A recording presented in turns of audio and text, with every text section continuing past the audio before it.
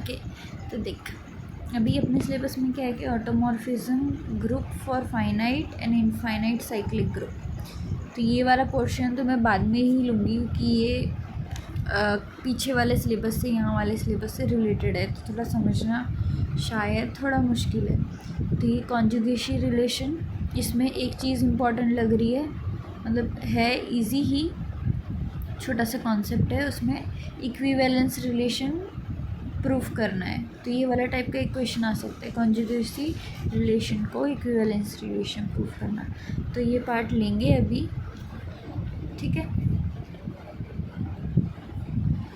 उससे पहले मैं अभी समझा रही हूँ, देख अगला टॉपिक है Cauchy theorem for non abelian group, Sylow theorem for non abelian group. अभी ये नॉन अबेलियन ग्रुप्स की बात हो रही है, और इससे जस्ट पहले हमने अबेलियन ग्रुप्स की बात की थी, मतलब मिड सेम 1 में अबेलियन ग्रुप्स की बात की थी। तो जस्ट उसका स्टेटमेंट मैं समझा रही हूँ ताकि थोड़ा क्या बोलते हैं रिलेशन हम को रिलेट कर पाएँ इस चीज़ से। तो उसका थोड़ा डेफिनेशन समझा देती हूँ, फिर एक ट्रैक मिल जाएगा। साइलो की 3 थ्योरम हो गई ना, तो फिर काफ़ी कुछ इजी हो जाएगा, हमारे लिए पोर्शन भी कवर हो जाएगा। आते हैं अभी Cauchy theorem for abelian groups. अभी ये चीज़ क्या कहती है, Cauchy theorem for abelian group क्या कहता है, अगर कोई जी फाइनाइट अबेलियन ग्रुप है, पी कोई प्राइम नंबर है, और ये पी किसको डिवाइड करता है, ऑर्डर ऑफ जी को, तो then there exist A belongs to G such that a, ये एक्चुअली ये है ए की power p equal to identity, ठीक है। जो मैंने बताया था कि एक एलिमेंट, अगर कोई ग्रुप अबेलियन है, ग्रुप इज़ अबेलियन, उसका ऑर्डर ऑफ जी को अगर कोई पी प्राइम नंबर डिवाइड करता है, तो उस जी का कोई एक एलिमेंट ऐसा होगा जिसका अगर हम ऐसे ए की पावर पी करें तो आइडेंटिटी आ जाए, मतलब ए का ऑर्डर क्या होगा, पी ऑर्डर का कोई एक एलिमेंट तो होगा ही उसमें, इसकी गारंटी देते हैं, एक ना एक एलिमेंट तो पी ऑर्डर का होगा ही। तो ये जो थ्योरम में यहाँ पे लिखा है ना, वो ए की पावर पी इक्वल टू ई होगा। तो थोड़ा इसमें लिखने में मिस्टेक है, इस पता नहीं नोट्स कैसे, कम से कम वो नोट्स दे रहे हैं, बाद में समझ रही हूँ। है देख, जैसे ऑर्डर ऑफ जी था, पी क्या था 2, तो यहाँ पे इसने क्या लिखा, such that a square equal to e identity, तो पी की जगह यहाँ पे 2 लिखा है, तो यहाँ पे यही करेक्शन है। तो इन शॉर्ट देखिए यहाँ साइड में समझाया भी है, ये चीज़ समझाई भी है। अगर ऑर्डर ऑफ जी है 10, तो 10 से छोटे कौन कौन से प्राइम नंबर्स होंगे, एक तो 2 होगा, एक 5 होगा, जो किसको डिवाइड करे, 10 को। कौन से प्राइम नंबर्स डिवाइड कर सकते हैं, तो 2 या फिर 5 डिवाइड कर सकते हैं, है ना। तो हम बोल सकते हैं कि ऐसे एलिमेंट एग्जिस्ट करेंगे, तो 2 ऑर्डर का एलिमेंट जिस पर आइडेंटिटी मिले, एक होगा 5 ऑर्डर का एलिमेंट, ये 2 ऑर्डर और 5 ऑर्डर के एलिमेंट्स एग्जिस्ट करेंगे। और साथ में ये थ्योरम ये भी कहती है, देखने इसकी यार, ये पता नहीं इसमें क्यों ऐसा हो रहा है, ठीक। तो एक तो ये चीज़ हो गई कि इस ऑर्डर का एक एलिमेंट एग्जिस्ट तो करेगा ही करेगा, इस पी ऑर्डर का एलिमेंट, ठीक है। और एक और चीज़ है कि जैसे ये एक इसका ए स्क्वायर करते तो हमें क्या मिला, आइडेंटिटी मिला, मतलब कोई भी एक एलिमेंट है, ए तो कोई नंबर ही है, कोई एलिमेंट ही है उस ग्रुप का, तो उसको कितनी बार ऑपरेट कर रहे हैं, 2 बार ऑपरेट कर रहे हैं, फिर आइडेंटिटी आ रहा है। मतलब एक सब ग्रुप बना सकते हैं ई एलिमेंट और ए एलिमेंट का, हमने एक ए एलिमेंट है वो तो होगा ही, और उसको 2 बार ऑपरेट करते तो आइडेंटिटी मिल रहा है, मतलब इनका सब ग्रुप होगा ई और ए। ये क्लोज़र भी है, दोनों एलिमेंट लेते तो ये सी एच में बिलोंग करते हैं, बिलोंग्स टू एच। ए का इन्वर्स बिलोंग्स टू एच, ठीक है। A into a equal to identity मिल रहा है, मतलब ये ए क्या है हमारा, ए का इन्वर्स ए ही है, ठीक है। तो ये एक सब ग्रुप है।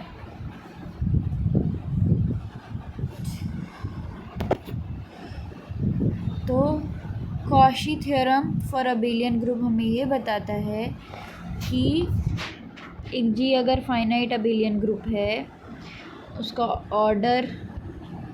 ऑर्डर को कोई प्राइम नंबर पी डिवाइड करता है, ठीक है। तो हमें एक एलिमेंट मिलेगा जिसका ऑर्डर पी है, order of A equal to P, ठीक। और एक सब ग्रुप भी मिलेगा, एच नाम का सब ग्रुप मिलेगा जिसका ऑर्डर क्या है, उसका ऑर्डर भी क्या है, पी। ये कितने ऑर्डर का है ये एच, 2 एलिमेंट्स है तो कितना ऑर्डर हुआ इसका, 2 हुआ, मतलब जितना पी उतने ऑर्डर का एक सब ग्रुप भी मिलेगा। तो ये याद होना चाहिए। फाइनाइट अबेलियन ग्रुप्स के लिए अगर कोई प्राइम नंबर इस ऑर्डर ऑफ जी को डिवाइड करता है तो एक एलिमेंट ऐसा मिलेगा, कैसा, ऑर्डर ऑफ पी का, पी ऑर्डर का एक एलिमेंट मिलेगा और एक सब ग्रुप भी मिलेगा पी ऑर्डर का, ठीक है। I think no doubt should be there. ये हो गया। अभी इसके आगे बस एक छोटी सी थ्योरम है, वैसे तो इसकी ज़रूरत नहीं थी तो बता देती हूँ। एक फाइनाइट अबेलियन ग्रुप अगर दिया हुआ है जिसका ऑर्डर है n, such that p divides n, p divide करता है n को, तो वो हमेशा जो p है वो प्राइम ही होगा। ये थ्योरम बस इतनी सी कहती है कि अगर एक फाइनाइट अबेलियन ग्रुप है और ऑर्डर ऑफ g को कोई नंबर डिवाइड करता है तो ये थ्योरम क्या बोलती है कि वो प्राइम नंबर ही होगा। समझ आया? बस इतना ही है। प्राइम नंबर्स के अलावा कोई भी इसको डिवाइड नहीं करेगा। ये हो गया Cauchy theorem for finite abelian groups, ठीक है। तो उसके बाद अब Cauchy theorem for finite abelian group हो गया। उससे हमें क्या क्या मिला कि अगर जी फाइनाइट अबेलियन ग्रुप है, कोई पी उसके ऑर्डर और जी के ऑर्डर को डिवाइड करता है, तो हमें एक एलिमेंट मिलेगा जो कि जिसका ऑर्डर है पी, और पी ऑर्डर का एक एलिमेंट मिलेगा, पी ऑर्डर का एक सब ग्रुप मिलेगा। ये चीज़ इससे मिली, किससे, Cauchy theorem for abelian groups, ठीक। यही इम्पॉर्टेंट है और कुछ भी इम्पॉर्टेंट नहीं है। और ऑर्डर ऑफ जी को कोई नंबर डिवाइड करता है, अगर वो अबेलियन ग्रुप है तो वो जो नंबर डिवाइड कर रहा है वो हमेशा प्राइम ही होगा, ठीक है। अभी silo theorem for finite abelian group. Silo theorem क्या कहती है फॉर फाइनाइट अबेलियन ग्रुप, ये मैंने समझा है। अगर एक जी ग्रुप है जो कैसा है, फाइनाइट अबेलियन, और एक पी प्राइम नंबर है, such that p alpha divides order of G, but इससे अगला एलिमेंट पी की alpha plus 1 power order of G को डिवाइड नहीं करती है, तो हम बोल सकते हैं कि जी का एक सब ग्रुप मिलेगा, कैसे ऑर्डर का, order of P alpha order का एक सब ग्रुप मिलेगा, इसकी गारंटी देता है। अभी ये थ्योरम ये नहीं कहती है कि पी अल्फ़ा, पी की पावर अल्फ़ा, ये इतना तो बोल रही है कि एक सब ग्रुप तो मिलेगा P raise to alpha order का, ये कोई नंबर ही है। पी क्या है, एक प्राइम नंबर है, मान लो 2, अल्फ़ा क्या है 2, तो क्या हो गया 4, मतलब कि क्या हो रहा है, एक सब ग्रुप ऑफ ऑर्डर 4 मिल रहा है, मतलब सब ग्रुप में कितने एलिमेंट्स है, 4 एलिमेंट्स है, ठीक है। अभी ये थ्योरम बोल रही है कि पी अल्फ़ा ऑर्डर का एक ग्रुप सब ग्रुप मिलेगा, पर इसका मतलब ये नहीं है कि उसके पास इसके अलावा कोई सब ग्रुप होगा ही नहीं। ये सिर्फ बस इतना बोल रहा है कि इतने ऑर्डर का मिलेगा, उसके अलावा कोई ऑर्डर एग्जिस्ट करता है मुझे नहीं पता, पर मैं इतना बोल सकता हूँ कि पी अल्फ़ा ऑर्डर का सब ग्रुप मिलेगा। अभी किसी इंसान के पास इतनी ही क्या बोलते हैं इन्फॉर्मेशन है तो उतनी देगा, बाकी इन्फॉर्मेशन नहीं है तो उसकी कोई गारंटी नहीं ले सकता।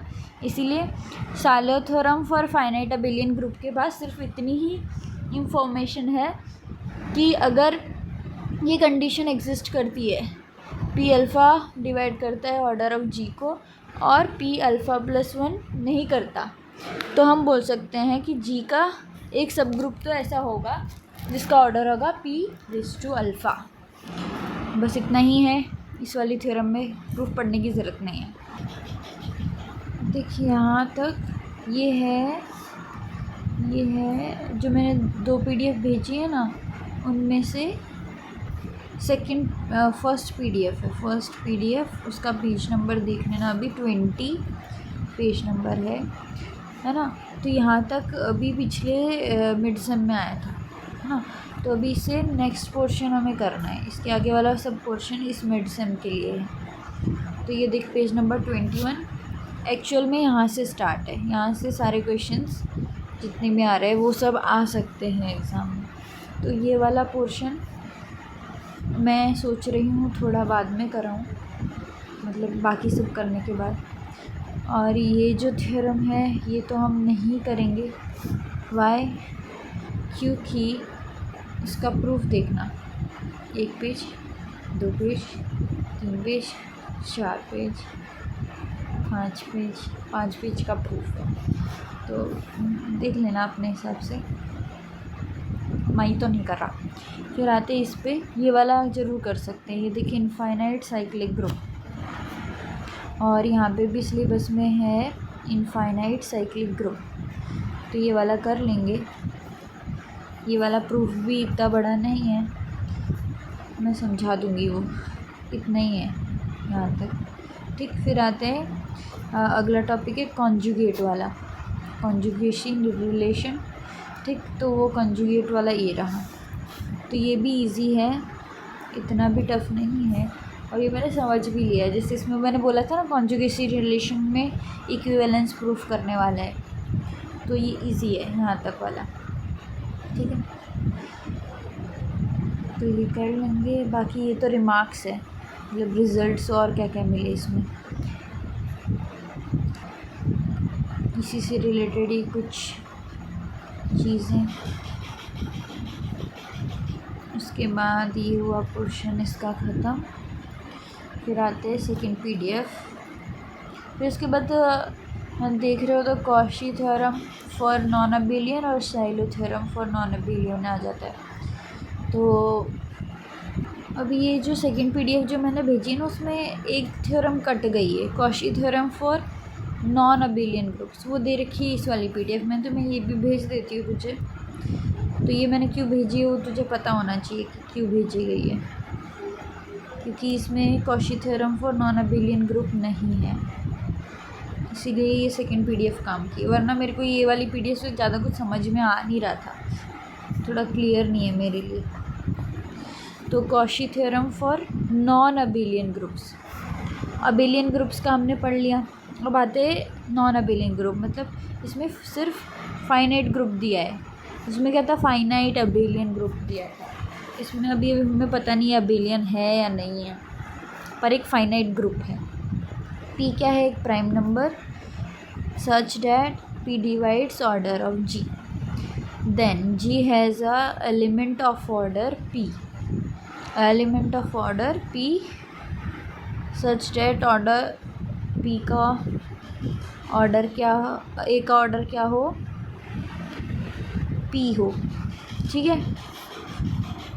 तो ये है, अभी इसका ऐसा थ्योरम का प्रूफ आ सकता है, क्योंकि मैम ने ऐसा कुछ बोला नहीं है कि थ्योरम का प्रूफ आएगा नहीं करके।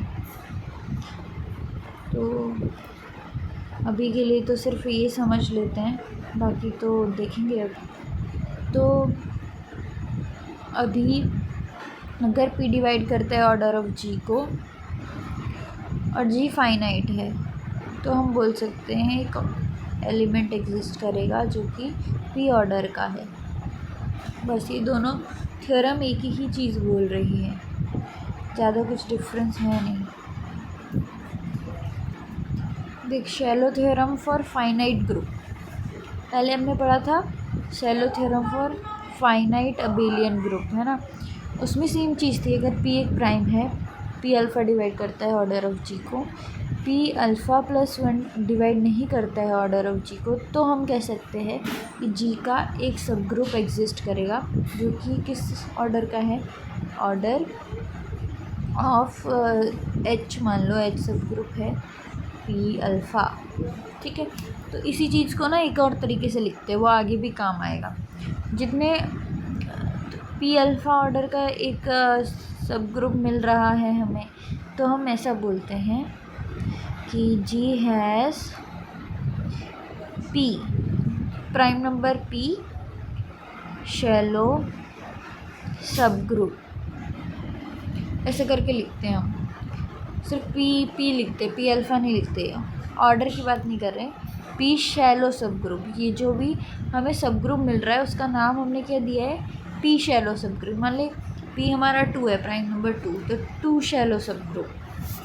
फिर अगर प्राइम नंबर हमारा 3 है, 3 डिवाइड कर रहा है ऑर्डर ऑफ जी को, तो 3 शैलो सब ग्रुप, ऐसा।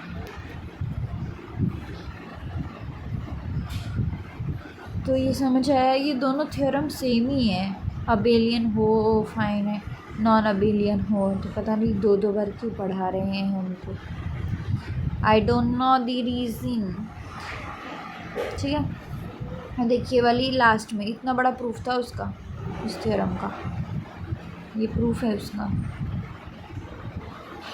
मैं तो कहूँ एग्ज़ाम में बस इसका प्रूफ दो और 20 मार्क्स दो। फिर लास्ट में इसी को जनरलाइज वे में लिखा है कि जी be a finite group, P be a prime integer. Suppose अगर पी अल्फ़ा डिवाइड करता है ऑर्डर ऑफ जी को, पर पी अल्फ़ा प्लस 1 नहीं करता है, तो जी has a sub group of order p alpha.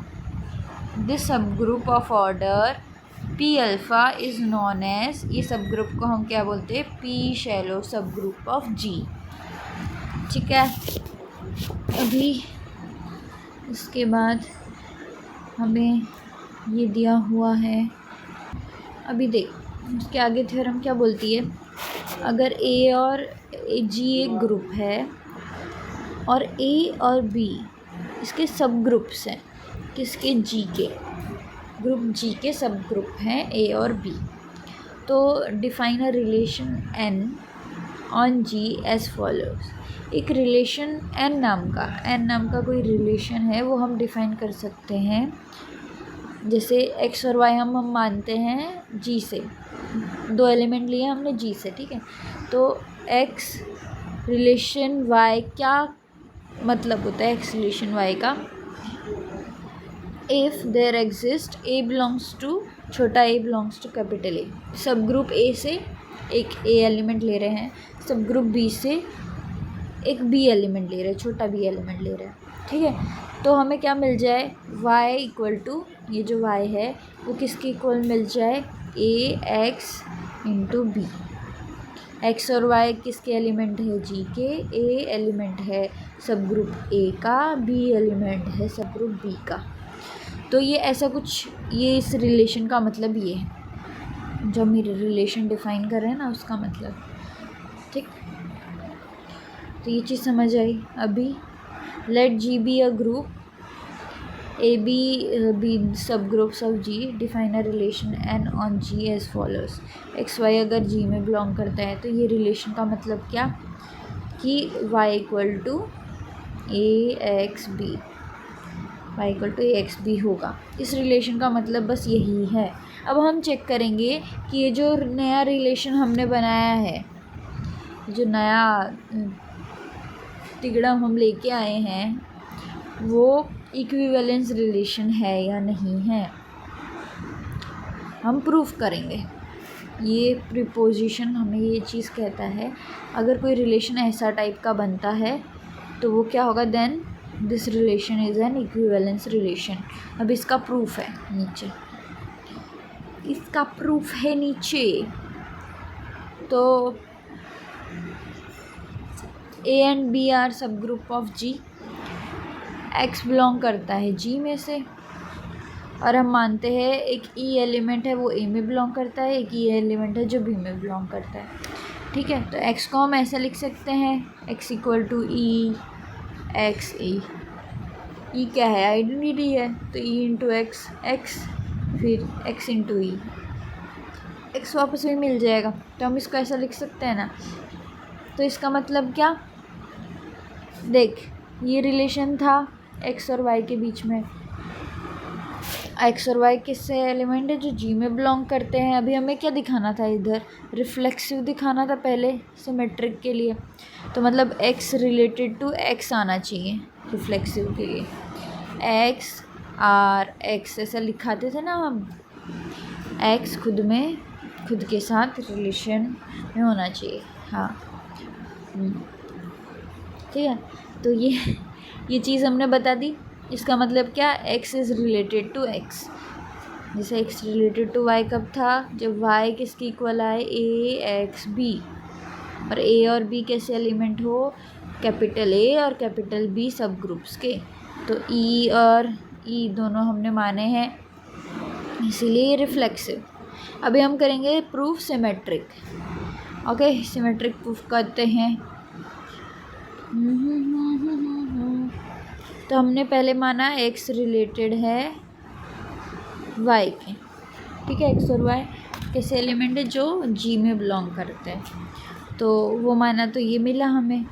अभी a में बिलोंग करता है, a एक सब ग्रुप है, इसका मतलब क्या, a का इन्वर्स भी बिलोंग करेगा। सब ग्रुप मीन्स क्या, कि हर एक एलिमेंट का सब ग्रुप की प्रॉपर्टी क्या होती है कि x dot Y belongs to वही वाले एलिमेंट में, ग्रुप में, सब ग्रुप में, और एक्स इन्वर्स हर एक एलिमेंट का इन्वर्स भी उस सब ग्रुप में बिलोंग करना चाहिए, तो ही वो सब ग्रुप कहलाएगा। तो ए अगर बिलोंग करता है ए में, ए सब ग्रुप है, तो उसका इन्वर्स भी बिलोंग करेगा ए में। ठीक है, ऐसे बी बिलोंग करता है बी में, बी सब ग्रुप है, तो उसका इन्वर्स भी बिलोंग करेगा। ठीक, तो y equal to A X B, ये हम मिला ही, हमने माना ही। हम सिमेट्रिक के लिए क्या प्रूफ करते हैं, अगर if x is related to y then y is related to x, r लिख दो या फिर x रिलेटेड टू y ऐसा लिख दो, दोनों चलेगा। ठीक, तो ये चीज़ है। अभी इन्वर्स इन दोनों का एग्जिस्ट करता है, a और b का, तो ये इधर जाएगा, तो ऐसा हो जाएगा ना y के इधर a इन्वर्स b इन्वर्स। ये स्टेप से कैसे आया वो ठीक है, इसमें तो शायद कोई दिक्कत नहीं होगी। अभी देख, a इन्वर्स किस में बिलोंग करता है, a में, b इन्वर्स किस में बिलोंग करता है, b में, मतलब a और b का ही ये दोनों पार्ट है ना। अभी हमने x को किस फॉर्म में दिखा दिया, a inverse y b inverse, ये दोनों किस में बिलोंग करते हैं, ए का पार्ट है, ये बी का पार्ट है। अभी ये क्या है, एक डेफिनेशन है, X Y relation with X, ऐसा इसकी डेफिनेशन हो गई है। एक्स रिलेशन वाई क्या था, Y equal to A X B था, मतलब ये जो पहला नंबर आ रहा है वो बीच में आ रहा है, और जो दूसरा नंबर आ रहा है वो इधर आ रहा है। अभी जो हमने निकाला उसमें x पहले आ रहा है तो वो बाद में आएगा, और जो बीच में आ रहा है वो पहले आएगा, इसीलिए y रिलेटेड टू x हमने दिखा दिया इसमें। ठीक, इसका मतलब हमने क्या दिखा दिया, सिमेट्रिक। अगर x रिलेटेड टू y है तो y रिलेटेड टू x, ये सिमेट्रिक हो गया। अभी आते हैं क्या दिखाना है हमें, ट्रांजिटिव। अगर x रिलेटेड टू y है, y रिलेटेड टू z है, तो x रिलेटेड टू z दिखाना है हमको। तो x रिलेटेड टू y मतलब ये मिला, y रिलेटेड टू z मतलब ये मिला। तो अभी हाँ, z इक्वल टू ऐसे क्यों लिखा है, आगे आते हैं, ठीक है। ओके, अभी जहाँ y है ना, जहाँ y है, ये y ये जहाँ y है ना, उसकी जगह हमने क्या लिख दिया है, y की ये वाली वैल्यू लिख दी है। तो आया हमारा, देख y की जगह हमें क्या लिखना है, ये वाली वैल्यू लिखनी है। तो क्या आएगा, c इंटू ए एक्स बी और d, यहाँ से d। बस y की जगह हमने ये लिखा है, ये क्या है, y। बाकी तो सेम ही है z वाला, ठीक। तो ये आया हमारे पास। ओके, अभी देख c और a, अभी यहाँ से देखा जाए हमें, ये दिख रहा है a किस में बिलोंग कर रहा है, a में, b इसमें, और c किस में बिलोंग कर रहा है, a में, और d किस में बिलोंग कर रहा है, b में। अगर ये डिफ़ाइन करना है तो हमें ऐसे ही करना पड़ेगा इसकी डेफिनेशन के हिसाब से। तो c और a किस में बिलोंग कर रहे थे, a में, तो c और a का प्रोडक्ट भी किस में बिलोंग करेगा, a में। ऐसे ही b और d b में बिलोंग करे तो इसका प्रोडक्ट भी किस में बिलोंग करेगा, b में करेगा, ठीक है। तो मतलब ये पूरा एलिमेंट a का है, ये b का, और बीच में x है और z है, ठीक है। तो जो बीच में आ रहा है वो पहले आएगा, फिर ये रिलेशन आएगा, फिर ये जो पहले आ रहा है वो इधर आएगा। इसका मतलब x रिलेटेड टू z हमने दिखा दिया। इसका मीन्स ट्रांजिटिविटी प्रूफ। देखिए एक क्वेश्चन हो गया है, अगर ये आता है एग्ज़ाम में तो मैं इसको नहीं छोड़ने वाली, मैं तो लिख के करके जाऊँगी।